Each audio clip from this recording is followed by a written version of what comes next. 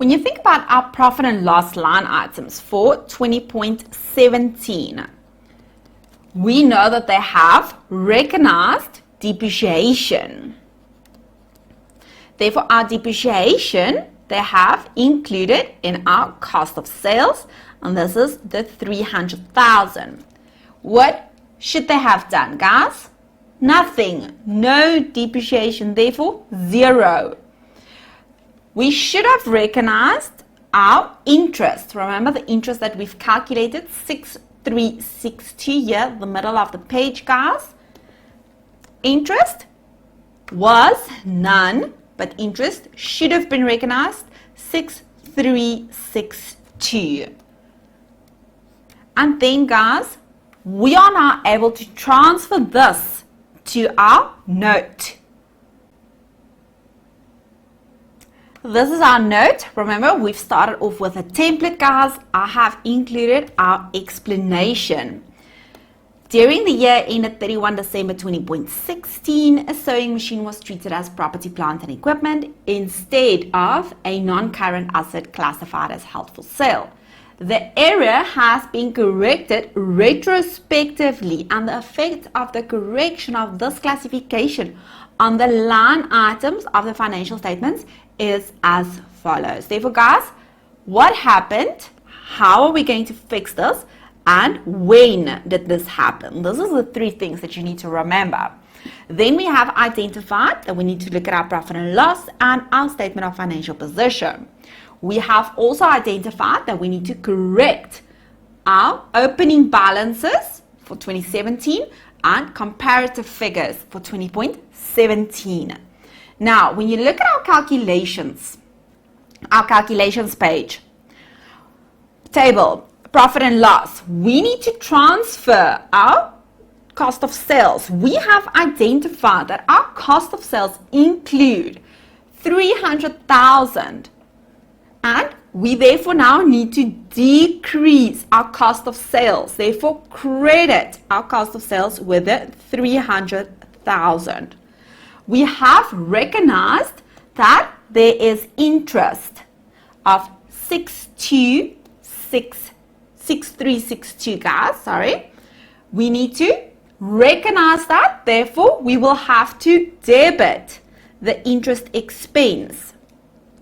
And as always, you need to remember your tax, increase in finance cost.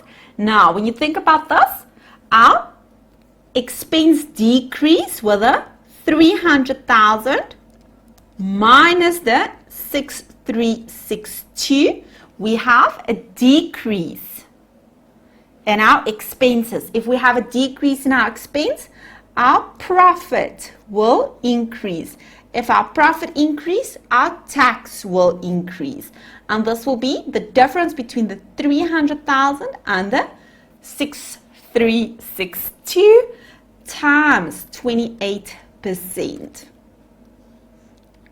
This is an increase, guys. Therefore, this is a debit. I'm going to include this right side, guys. And this is 82219. And this will result in a net increase in our profit for the year of 211419. Guys, you need to ensure that you understand increase, decrease. Let me just quickly work through this with you again. Decrease in our cost of sales. Remember, they've included the 300,000 incorrectly. Therefore, we need to take this out. Therefore, we credit our cost of sales. Cost of sales, expense, increase on the debit side, decrease on the credit side. Increase in our finance costs. Therefore, debit. Result in an increase in our income tax. Why? Because our expense decrease, resulting in an increase in our profit, influence an increase in our tax. And this will have a net increase in our profit. Now, we need to look at our opening balance for 20.17. Remember, this is your closing balance for 20.16. In terms of our statement of financial position, remember, we're not going to include anything in terms of our profit and loss line items.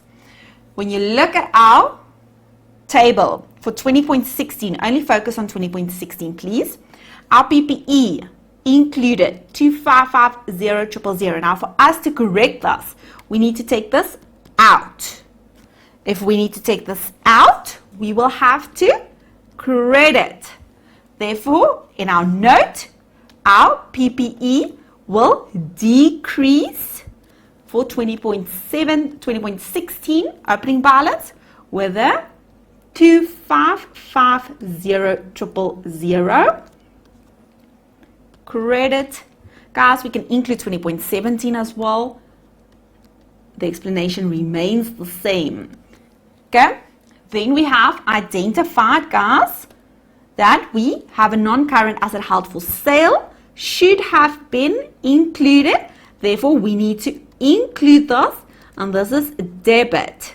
Remember, the same for 20.17. We need to transfer this, and this will result in an increase in our non-current asset held for sale, 2209,839. This is a debit, and 2203,477. And then important, we have to transfer our movement in our tax. When you look at our tax calculation, decrease in our deferred tax liability of 95,245, decrease for 20.17, 155,826. Remember, a decrease in our liability, therefore debit 155,826. And then a very, very important one. We need to determine what is the effect on our current tax liability. How are we going to calculate this, guys?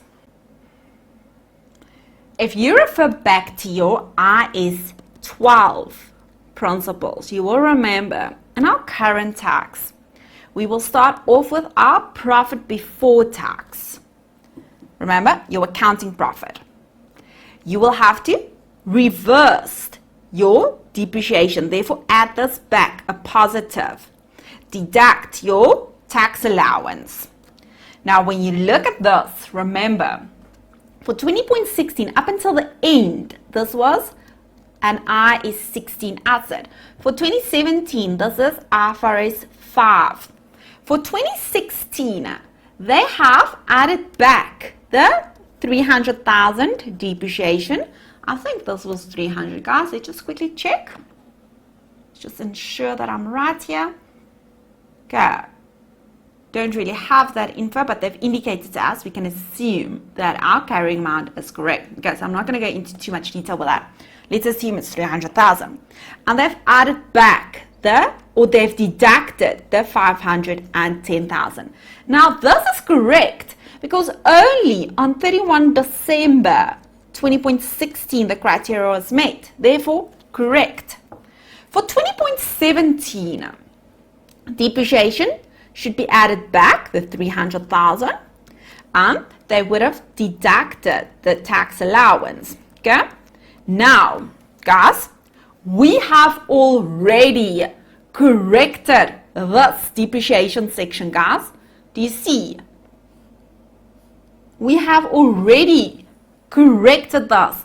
Therefore, in the calculation of our current tax, originally they would have added this back, but we have added this back. Okay, guys, are you with me on this? Therefore, the net effect is going to be 0. We only have to look at our 510,000, which they have deducted. Therefore, they have decreased our accounting profit. Our accounting profit. And this will result in an increase if we reverse. Remember, we now need to reverse this deduction. Okay, guys, are you with me on this? I think this is a bit of a difficult thinking process here. Okay. We now need to reverse the 510,000. So if we reverse this, this will result in an increase in our tax payable. Therefore, this will be the 510,000 times 28%, and this will be an amount of 142,800, and this will be an increase, guys. Therefore, this will be a credit of 142,800, and our net effect for 20.17 will be 33,497. Our net effect for for the 1st of January 20.17 will be 244,916. Remember, 0 in terms of our current tax liability. Okay, now guys, I just quickly want to show you one thing. When you look at our impairment amount on 31 December 20.16, we need to calculate. I just want to indicate to you, because this is something that regularly comes up in terms of a question. Look at the bottom of your screen for me, please. We had a carrying amount of 255,000,000. We've identified that our fair value 2209,839. Therefore, we have an impairment to the value of 340,161. Let's take out our tax. The impairment amount after tax, therefore we have deducted the 95,245, which is the same, guys. Identify this. It's the same as per our calculation of our movement in our deferred tax. Okay? And the net effect is 244,916. Now, when you think about this, remember, in 20.16, they should have recognized the impairment, but they didn't. Now, in our note, when you look at the 1st of January 20.17, our net effect on our equity, 244,916. Therefore, we have corrected our retained earnings in terms of our impairment. Right, we have now completed our notes. Now, guys, I think that this is a very good question. Please work through it again and ensure that you are comfortable with the principles that we have followed. And as always, please let me know, consult with me if you have any questions.